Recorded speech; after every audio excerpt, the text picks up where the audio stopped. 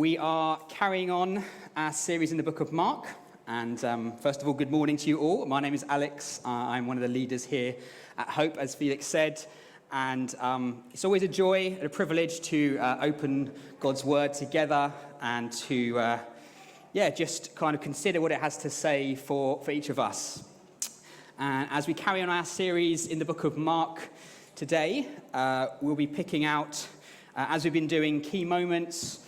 We've been looking at different miracles and teaching from the life of Jesus, but we're drawing to the end of the Gospel of Mark now. So last week, Dave spoke to us from chapter 14 of the book of Mark about Jesus' final moments with his disciples after the Last Supper. If you were here for that, if you remember, the disciples fall asleep while Jesus is praying, and then they abandon him while he's taken away by soldiers, and Peter even denies knowing Jesus. And that's what we're up to in the story, moving into chapter 15, and Jesus has been taken away. He's been taken before the kind of chief priests, and they have now taken him to Pilate. And that is where our story kicks off today. It's kind of the start of the real crucifixion story. And obviously there's a lot to unpack here, so I'll be looking really in the kind of lead up to the crucifixion until we get to the cross itself. And then our pastor Mark will be back next week to continue the second half of chapter 15 and really look at the crucifixion itself. But before we get into the story, the passage today, I first want to ask you all a question, which is, what do you think of when I say the king? What do you think of when I say the king? Just mull it over in your mind. When I say the king, who do you think of? Now, maybe you think of like a traditional king, like, the current King Charles, or like a historical, like King Henry VIII, or some sort of like mythical King Arthur type character. When I say the king, maybe you think of something more fantastical. Maybe your mind goes to, King Aragorn from Lord of the Rings, or King Mufasa from Lion King, or King Kong from King Kong. What he's king of, I'm not sure. Or maybe you just think of someone whose nickname is the king, right? There's like Michael Jackson, the king of pop. Elvis Presley, the king of rock and roll. LeBron James is a famous basketball player. His nickname is King James. And I'm sure many of us, because we're in this room, we're gathering here on a Sunday in church, I hope that many of us at the top of that list was the name Jesus as well. But today's passage is really about that same question of who is the king? And specifically, is Jesus the king? So we're going to read a good chunk of the chapter 15 of Mark now, starting at verse 1. We're going to keep going all the way through to verse 26. And I just want you to notice, and I say by want you to notice, I've highlighted it as well to help, but just notice how many times the term King of the Jews appears here in this passage. So we're going to read it all the way through from Mark chapter 15, starting at verse 1. And as soon as it was morning, the chief priests held a consultation with the elders and scribes and the whole council. And they bound Jesus and led him away and delivered him over to Pilate. And Pilate asked him, "Are you the king of the Jews?" And he answered him, "You have said so." And the chief priests accused him of many things. And Pilate again asked him, "Have you no answer to make? See how many charges they bring against you." But Jesus made no further answer, so that Pilate was amazed. Now at the feast he used to release for them one prisoner for whom they asked. And among the rebels in prison who had committed murder in the insurrection, there was a man called Barabbas. And the crowd came up and began to ask Pilate to do as he usually did for them. And he answered them, saying, "Do you want me to release for you the king of the Jews?" For he perceived it was out of envy that the chief priests had delivered him up. But the chief priests stirred up the crowd to have them release Barabbas for them instead. And Pilate again said to them, "Then what shall I do with the man you call the king of the Jews?" And they cried out again, "Crucify him." And Pilate said to them, "Why? What evil has he done?" But they all shouted all the more, "Crucify him." So Pilate, wishing to satisfy the crowd, released for them Barabbas, and having scourged Jesus, he delivered him to be crucified. And the soldiers led him away inside the palace, that is, the governor's headquarters, and they called together the whole battalion. And they clothed him in a purple cloak, and twisting together a crown of thorns, they put it on him, and began to salute him, "Hail, King of the Jews!" And they were striking his head with a reed, and spitting on him, and kneeling down in homage to him. And when they had mocked him, they stripped him of the purple cloak and put his own clothes on him, and they led him out to crucify him. And they compelled a passerby, Simon of Cyrene, who was coming in from the country, the father of Alexander and Rufus, to carry his cross. And they brought him to the place called Golgotha, which means place of a skull. They offered him wine mixed with myrrh, but he did not take it. And they crucified him and divided his garments among them, casting lots for them to decide what each should take. And it was the 3rd hour when they crucified him. And the inscription of the charge against him read, "The King of the Jews." So you will have noticed from that passage that the term King of the Jews appears 5 times. And interestingly, this is the only time in the whole Gospel of Mark that this term appears. And a little tip, if you're reading your Bibles, whenever something is repeated and you see it a lot, then probably this is the author drawing our attention to something. The Gospel author Mark would have collected all these eyewitness accounts of this story, and yet he's chosen to include these instances that keep appearing over and over in this one section, which I think indicates to us that we need to notice this as well.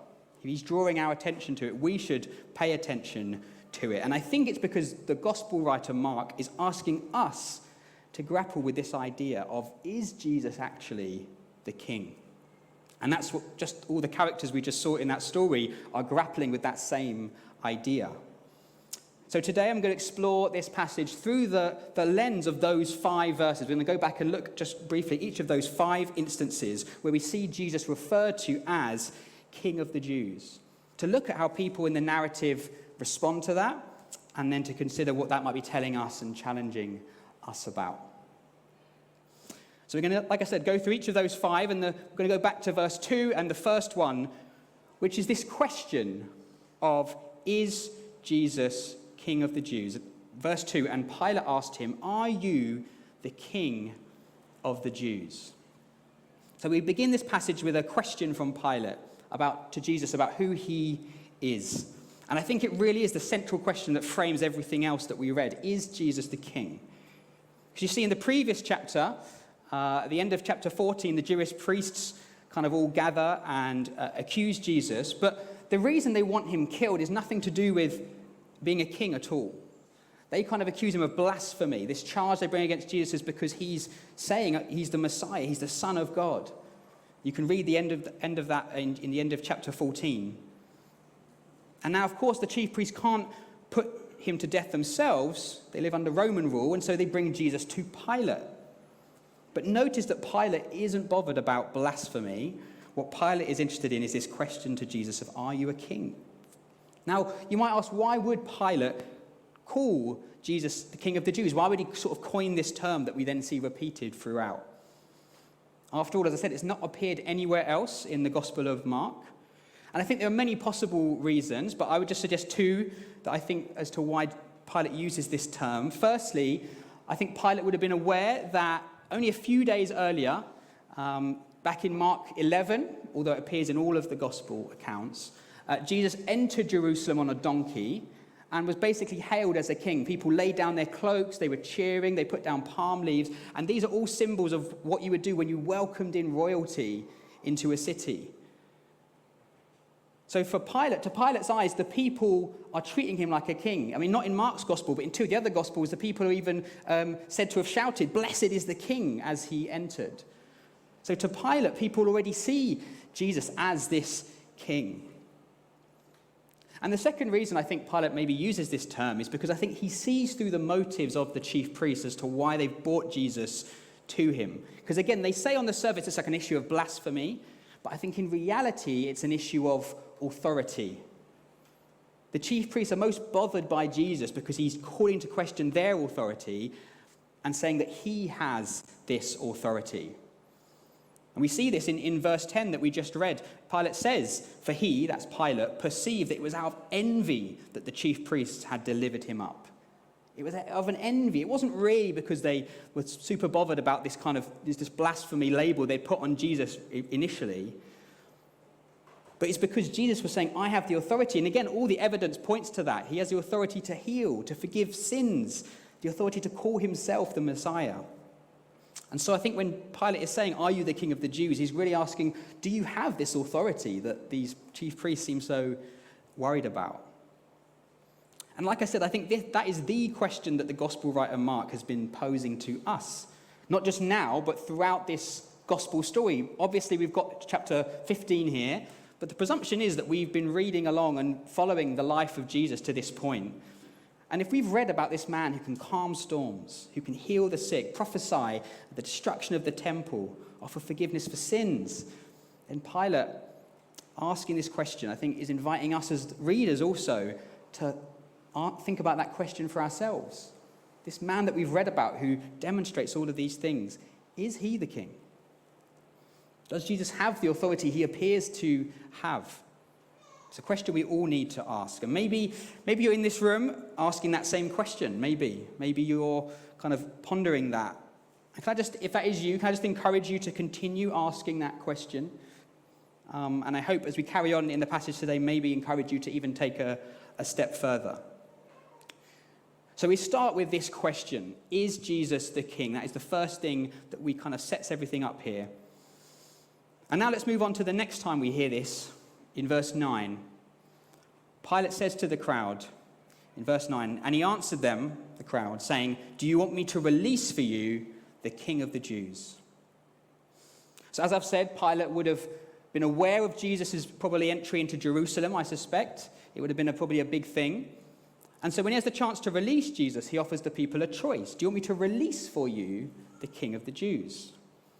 And in essence, Pilate's asking people to kind of accept that Jesus is king in some form, to accept Jesus' authority, because he expects them to do it. He expects them to release Jesus. As I said, literally a few days earlier, they were treating him like a king. So to Pilate, this label isn't meant to be derogatory or to incite or demonize Jesus in any way. He wants Jesus to be released, remember. He thinks he's done nothing wrong. So Pilate saying this is trying to remind the people, yeah, this is the man you treated as a king, so surely you want me to release him. He gives them this offer. Do you want to accept Jesus, the King of the Jews, as you sort of demonstrated? It's the moment for the crowd to make a choice and accept or reject this offer. Because it's one thing to ask the question, but then there needs to be an answer to that question. That is really the ultimate picture of that played out here. This is a choice being played out in the biggest possible way, with the biggest, highest possible stakes, not just in words, right, but in action. Like what happens here isn't just like a thought process, it has real implications, either releasing Jesus and in doing so, again, in some way accepting Jesus' authority or rejecting Jesus, denying he has any authority as king. And I think if we've been reading the story so far and Mark's been presenting his case to us, when we come to this point and we consider it for ourselves, is Jesus who he says he is? I would hope that the answer that Mark wants us to give is clear. Because ultimately, when we come to that question, is Jesus the king? When the offer is presented to us, we too must give an answer. Do we accept Jesus as king? Do we accept his authority? And I think many in our society today are willing to contemplate the question, but many, I think, unfortunately, leave the question unanswered. There is an offer on the table, but people think they can just leave it sitting there and sit on the fence and never take the step one way or the other. But the problem with that is that I think no answer really is an answer, isn't it? Accepting Jesus is something you have to actively do. You have to give a response. As I said, it's like an action to take that step and put your faith in Jesus as king. It means doing something about that.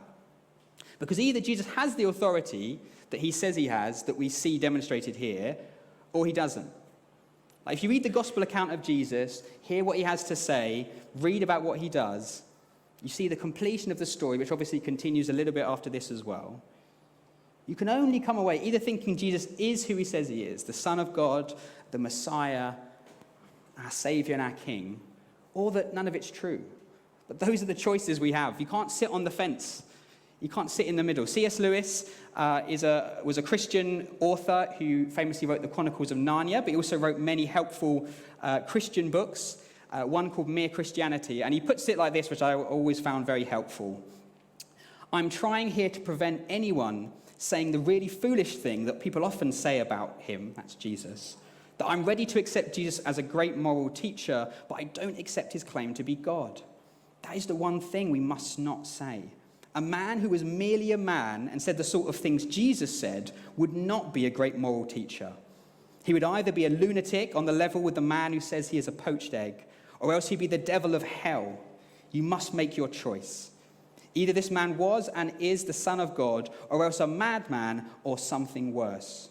You can shut him up for a fool, you can spit at him and kill him as a demon, or you can fall at his feet and call him Lord and God. But let's not come in with any patronizing nonsense about his being a great human teacher. He has not left that open to us. He did not intend to. I've always found that really helpful because Jesus doesn't give the option to just accept him as just a good man. Because if you read everything, again, we've gone through the Gospels. If you read everything Jesus says about himself, about who he is and what he's doing, again, you can try and make the argument that he's mad or that he's lying. But you can't say, oh, he's just a good man. He's just a good man, but we can leave it there. We can't sit on the fence. And presumably the reason many of us are in the room here is because we made that choice at some point to accept that offer, to accept Jesus is who he says he is. And if so, my prayer for you and for me is that we just never lose the joy in that. We never lose the kind of wonder and the kind of peace and security that truth brings. But again, perhaps some here haven't, or perhaps maybe some here have kind of made that choice in some sense, but on the surface, but when you kind of dig deeply, in reality, you feel maybe you're still really sitting on the fence. You know, it's like you've got an email in your inbox that you're leaving unread. You've got a message on your WhatsApp with 2 blue ticks, but you haven't actually replied yet. So can I just encourage anyone in that position, if you're somebody who you feel like, maybe I said yes once, but I don't know if I'm really kind of all there, all in. Can I just ask you to consider that offer again? Consider the truth of who Jesus is. Because it's a question we have to consider, but it's also, there's an answer we all have to give. So we've had a question, and we've had now an offer. And then let's see the response of the people in this story. And I think we all know where this goes, unfortunately. But let's go back to verse 12. And again, the third instance we see of this term, King of the Jews, being used. And Pilate again said to them, "Then what shall I do with the man you call the King of the Jews?" And they cried out again, "Crucify him." So now we see the crowd's response to the offer Pilate put before them. And as we know, the crowd reject the King of the Jews and instead ask Pilate to kill this man and release this troublemaker, murderer, Barabbas. And do you notice how Pilate changes his language here? When he sees things not going his way, things aren't going how he expected. As I said, he thought the crowd would want to release Jesus, but instead they want to release this genuine criminal. They seem to be rejecting this label of King of the Jews. And so then Pilate changes from saying, "Shall I release the King of the Jews?" And now he says, "What shall I do with the man you call the King of the Jews?" You know, he immediately tries to push it off himself, like a true politician, sort of deflects. "Oh, no, well, you treated him like the King of the Jews. You're the ones who really made him King of the Jews. It wasn't me." Pilate's afraid, isn't he? He's afraid of what's happening here. And so rather than making the decision himself, as the Roman governor he could do, he deflects back onto the crowd for them to make the decision for him. And they, riled up as they are, shout, "Crucify him." So in a way, Jesus is rejected twice here. He's rejected by the crowd, who are incited by the Jewish leaders. They're sort of caught up in the moment. But also by Pilate himself. This is the man who a few verses earlier was amazed by Jesus when he was speaking to him. And he says, why? What evil has he done? He knows Jesus is innocent of any crimes, but he goes along with it anyway. And honestly, I think these responses are the kind of response, unfortunately, we see, sadly, to many people when they're confronted with this offer that Jesus gives. The offer to accept Jesus as king, I think, is often greeted with rejection.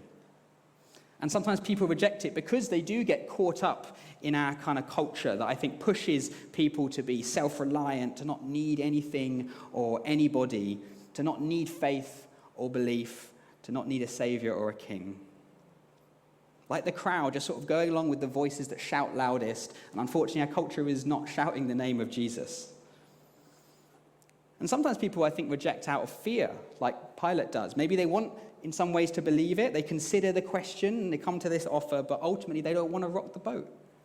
What might it cost to take that step? And for some, that cost is too much. They don't want to risk looking foolish or changing their lifestyle in any way. So we see how the narrative Mark is telling about the King of the Jews has moved from a question to an offer and now to rejection. And there are definitely parallels, I think, that we can draw to how people responded to Jesus here and how people we meet today might respond to Jesus. But as we know, the story continues down this pathway even further of rejection for Jesus the King. And so we come to the fourth instance that this term is used in verse 17, verse 18, but I'll start in verse 17. They clothed him in a purple cloak, and twisting together a crown of thorns, they put it on him, and they began to salute him. Hail, King of the Jews. So the crowd and Pilate have rejected Jesus and sent him to be crucified. But of course, who are the ones who are actually doing the crucifying? It's the Roman soldiers. And of course, they've rejected Jesus inherently too. You wouldn't treat a real king the way they're treating Jesus. But they're taking it a step further now. And now the name King of the Jews has moved from a question to an offer to rejection to now being the name the soldiers are using to actually mock Jesus. They put him in a purple robe, which is the kind of color of royalty, and they cruelly put a crown of thorns on Jesus' head. He's, of course, already been beaten at this point, scourged, as it says. And Jesus' status as king has now been used to scorn him, laugh at him, mock him. And later on, when he's on the cross, we didn't read this part, it's a bit further on in the story, but again, there's similar language that the chief priests use as well to mock him. They say, when he's on the cross, let this Messiah, this King of Israel, come down now from the cross that we may see and believe. And again, the parallels here with today are here, because while thankfully we don't live in a society, of course, where we are killed for our faith, but the rejection of Jesus, I think, can often move beyond that into mocking Christianity, mocking Christians, and ultimately mocking Jesus. I don't want to go too far into this, but I don't know how many of you saw the opening of the Olympic Games in Paris. It was all very strange. And there was one scene in particular that caused a stir. And without going into detail, basically there was this whole kind of backlash, like, oh, was it mocking Christians? And then there's a backlash against the backlash, and that's just how culture these days, isn't it? It's kind of backlash to the backlash, backlash to the backlash to the back, all of this stuff. But I think even the most generous interpretation of what happened at the Olympic opening ceremony was that they knew that it might be perceived, at the very least perceived, as an insult to Christians or to something Christian related. And they weren't concerned with that. Again, whatever your view on that, that's the most charitable reading I can take from that, is even if they didn't mean to offend, they weren't bothered that they might do. And let's be clear, that is nowhere near being whipped and beaten and having a crown of thorns placed upon your head. And that's nowhere near the way so many Christians around the world are kind of persecuted daily. So let's be clear, we're not treated in some horrendous way. We shouldn't all be kind of having a little pity party for ourselves. But I just think it just demonstrates that the world around us isn't too bothered really about mocking our beliefs, mocking our faith, mocking the decisions we make in the name of our faith. Because there's all kinds of things that we might do that, yes, people aren't going to outright come out and just sort of say, because you're a Christian, I'm going to laugh at you. But there's plenty of decisions that we make as Christians that people might have a problem with. Like we might choose not to engage in gossip at work or with friends, and that makes us look kind of weird or judgmental to other people. We might make decisions about where we put our finances, what to spend money on or not spend money on, that people think is just silly. We may make decisions around sex or marriage that aren't popular. We may prioritize spending time reading the Bible, praying, going to a Christian event that other people think is just a waste of our time. Basically, we may do things that people look at and think are foolish for our faith. So I guess I just wanted to sort of draw that parallel. We shouldn't be surprised if following the king causes us to be mocked, because we see that the king himself was mocked. And then the fifth instance, and again, we're sort of going down the kind of almost like worse and worse, right? He's rejected, and then he's mocked. And now finally, this last instance in verse 26, and the inscription of the charge against him read, the King of the Jews. So Jesus is on the cross now, and there's an inscription next to him, and the chief priests have put this up. The charge against him read, the King of the Jews. And so the final time this is used in the Gospel of Mark, at this point, he's been rejected, he's been mocked, but finally it's here to actually almost used as an accusation against Jesus. The people rejected him as king, the soldiers mocked him as king, but now the chief priests are actually saying, being king is what makes you guilty, Jesus. Like, we've gone from the crowds welcoming him as a king into Jerusalem to the mantle of king being what the kind of Jewish leaders are mockingly claiming makes him worthy of being nailed to a cross. And again, I don't want to, sort of, act as if that the kind of the parallels here are like, we're not going to get this kind of treatment ourselves in the UK particularly. But some people might reject Jesus. Some people might sort of step into the territory of looking down a bit or being a bit mocking about our faith. But for some people, just us being Christians and what we believe will make us in some sense guilty, immoral even.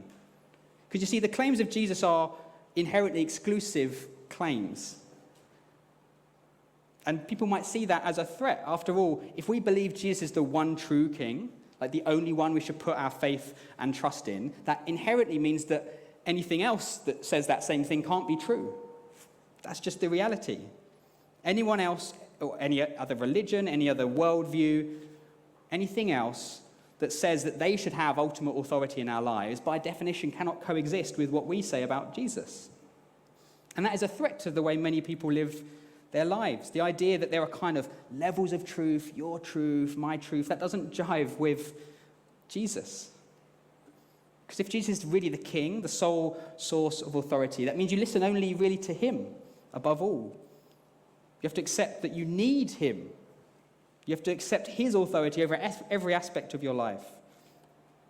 And so, for some people, when confronted with the question and that offer, they may not just reject or even mock, but some may even go so far as to accuse, just as the chief priest used the term king as an accusation against Jesus. So we've kind of traced through this narrative today, this title of King of the Jews, this idea of Jesus as king.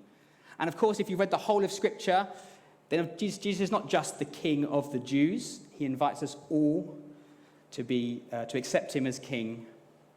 As I've said before, I don't think this is lost on the gospel writer Mark, and I hope it's not lost on us, that when we hear this term king, it is a question for us. And so in the build-up to the crucifixion, we have here this question: is Jesus the true king? If you go to the next slide, I think, yeah.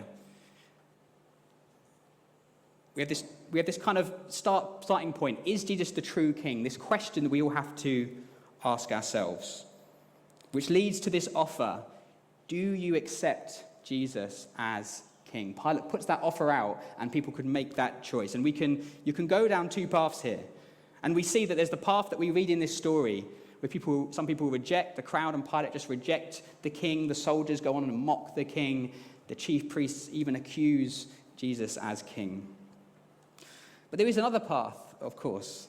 There's one more character in the story I want to mention, and it comes a bit after the part we just read, but I think it's very relevant, so I'll just read a short verse. And it's a Roman centurion who witnesses Jesus dying.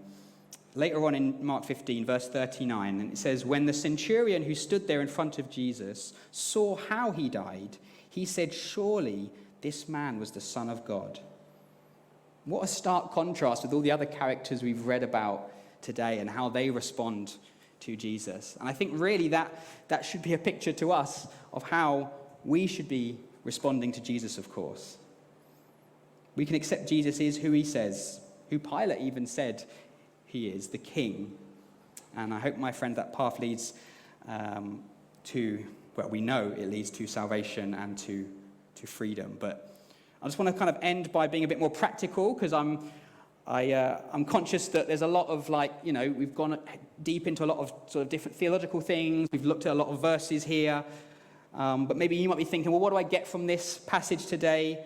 And I hope, if I've done my job, that there's some of this has already come through. I hope I'm not kind of going to be completely almost saying new things, because some of it I think would have come as we go.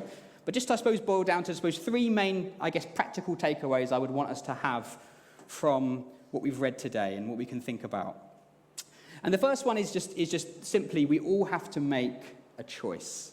Is Jesus the true king? And the reality is that we all have to make a decision on this. Is Jesus king of your life? Does he have the authority in your life? Because, again, there's no middle ground. There's no spot to sit on the fence here. Either he is who he appears to be in the Gospels, someone absolutely worth giving your life to and trusting and serving as king, or he's not any of those things. But we have to make that choice. And of course, as I said, many here may be in this place already, and that's great. But perhaps some haven't yet made that choice or are still mulling that over. So if that's you, can I just recommend that from my angle, I think the best thing to do is just read the Gospels for yourself. Like, I'm not arrogant enough to presume that like 30 minutes at the front of me speaking or even any of the previous talks is enough to just convince you like that. But I do believe the Bible speaks for itself, better than I can, for sure. And so can I just encourage you just to read through the Gospel of Mark is a good place to start. I mean, remember, he collected all these stories from eyewitness accounts at the time. And it all talks about this man, Jesus, and just read it through, see if that rings true to you. And then when you're faced with this question, then you can make an informed decision for yourself. And then feel free to talk to people at church. Come along to Alpha. It's a great thing to do. We're doing that in September. Ask questions. But I guess just the big thing is just don't let this question go unasked or unanswered.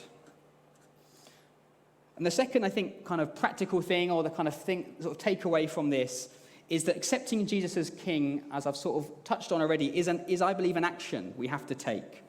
It's not just a thought process we go through. It's not just a mental exercise, but it's an action that we take. It's a response that requires us to give all of ourselves.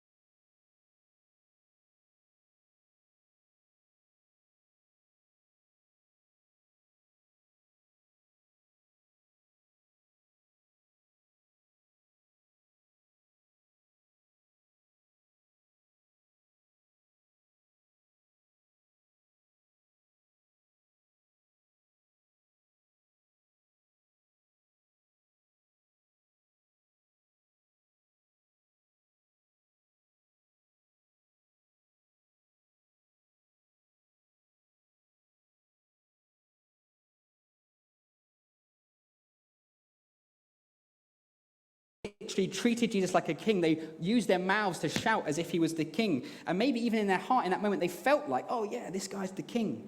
But a few days later, that same crowd are rejecting him, calling for him to be crucified. It was all words, but then you need to put it into action and live it out. And Pilate's the same, isn't it? He considers the question, but as soon as there's any pushback, he washes his hands out of fear. Again, when push came to shove, and this is what Dave was talking about last week with the disciples as well. But what are we going to do when push comes to shove? And if we're not living it out daily, it can be very easy for that push to send us back. Send us to a place where we just, I don't want to have to take that risk. So yes, salvation is a single decision we make. Again, no prerequisites, no special action, no holy words or whatever. But the challenge is then living that out. Living out the fact that we accept Jesus as King. And finally, the third thing I want to sort of, again, pull from today, which again, some of it I think has hopefully come across, but is that we shouldn't be surprised or afraid when rejection comes. Now, we shouldn't be surprised when people reject the gospel, if we bring the gospel to someone, we talk to someone about it, or even if they reject us in some way. Again, through the actions we take as Christians, there might be things people look at and go, that's just silly, that's foolish, why are you doing that? We shouldn't be surprised, because remember, they did it for Jesus, and he was perfect. He was perfect. Pilate even said in this passage, this man has done no evil. And yet the people still rejected, mocked, accused him. And so, of course, we, as people who are, nowhere on that scale compared to Jesus, should expect that to come to us in some fashion. Again, I'm not, I don't want to act as if we live in some, we're so heavily persecuted. No, we're free to meet here on a Sunday. It's wonderful. We should rejoice in those freedoms that we have and other Christians don't. But at the same time, we shouldn't be surprised that if we say to someone, hey, do you know about Jesus? And they laugh at you, or they say, what are you talking about? Or you make some decision at work that people go, why would you do that? Well, I'm a Christian. And they think, what? We shouldn't be surprised about that. But equally, we shouldn't be afraid by that either. Because, again, it's God who's doing the work here. If we share the gospel with someone, or we stand up and do what's right in a difficult situation, and then face rejection for those things, or worse maybe, that's not on us. We can leave it in God's hands, Like if you offer someone the chance to, hey, do you want to come to church? And they say no, don't think, it was all my fault. I should have done that tactic. I should have said that. This is wrong. Leave it in God's hands, okay? He's in control. We shouldn't have to worry or kind of be concerned with those things because it's in God's hands. Like rejection will come, but we don't know what God's doing in that person's heart. We don't know what God's doing in that situation when we make that decision. And again, from our perspective, maybe it seems like everyone's just piling in on us. We don't know what's going on there, but God does. All we know is we can trust the one who has it in his hands. If we believe that the king is worthy, we can take those steps and again, not sort of be so concerned with what's the outcome going to be and make a judgment based on that. Just leave that in God's hands. Just do what we're called to do, which is to live as Christians and believers, to share that wonderful truth and that wonderful offer with people. And then whatever the outcome, again, don't be afraid. Don't be surprised when, we don't always get the outcome we want, but leave that in God's hands. He's in control. And just want to finish here with a verse that speaks to that in 1 Peter 5. 1 Peter 5, verse 10. And after you have suffered a little while, the God of all grace, who has called you to his eternal glory in Christ, will himself restore, confirm, strengthen, and establish you. Yeah, we're all going to go through tough times, and again, it might be to do with rejection and things like that. It might be something completely different, but the point is we can just come to God and just say, it's in your hands. I'm just going to live as you've called me to live. It's in your hands.